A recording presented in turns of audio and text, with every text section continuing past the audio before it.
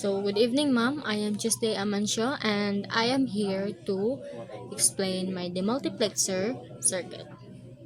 Now, nag-explain ko naghimo sa kaning circuit kay naghimo ka ng circuit, ma'am, kay mag-explain ko sa unsa ni siya pag-function. Ang basic rule ani kasi A, B, ug C mo sa ang switches. And then ang D kay mo siya ang kinahanglan para muon ang kuan or para na ay musiga. Then ang Y mo siya ang musiga at a time. Now, ani na ta sa kanang kuan pag pag on off sa kan mga circuit. So ang if off ang A, B ug C nga switch kay mo on si Y0. And then if kuan si YC lang ang mo on, then off si kuan si A ug B kay kuan si Y1 ang mo on.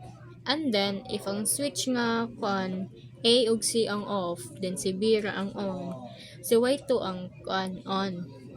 And then if off si A, then siga si B ug C ang musiga ra siya kay si Y3. After that, if ang one ay A1 or ang A ra ang kuan mo siga nya kuan kanang off si B ug C, si Y4 ang mo kuan mo on. After that, if si A or si C ang musiga, A ug C ang musiga, kay si Y5 ang mo on. After that, si A ug si B ang musiga nya off si C, si Y6 ang on. After that niya, kaman ana kay dapat sa Y7 kay on tanan ang A ug B, C. So if naay usa sa kuan sa kanang A or isa ka kuan kanang switch sa Y7 nga off, dili na siya musiga. So mana niya ang kaning kuan kanang ang binary value sa ABC kay sa tahay sa 15 ay sa Y5 101 nya sa Y3 011 sa Y0 kay kuan kanang 00 mo na ikaw man na kay if off si kuan si D wala mo siga sa kuan sa kanang Y0 tanan. So kung unsa ang value sa ABC mo sa dang output ng siga sa Y0 to Y7. So ani ta sa kuan sa kanang switches. So if si kuan ang off, si A, B, og C lang. Si Y1 ang mo on. Kasi Y0 ang mo on. And then, if all si kuan, si bad.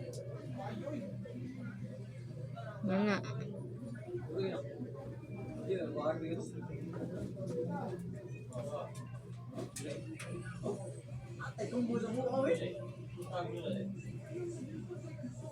Na if si kuan gani ang on, si B ug C ang mo on siya kay si Y1 ug si Y3 on niya. If si kuan natong i-on or si off, i-off na to si kuan, i-off na to si C, ang mo on siya ha kay si kuan batahay si A ug C kay off, ay si A ug C kay off nya si kuan si B ray on nya musiga siya kasi Y1 ug si Y6.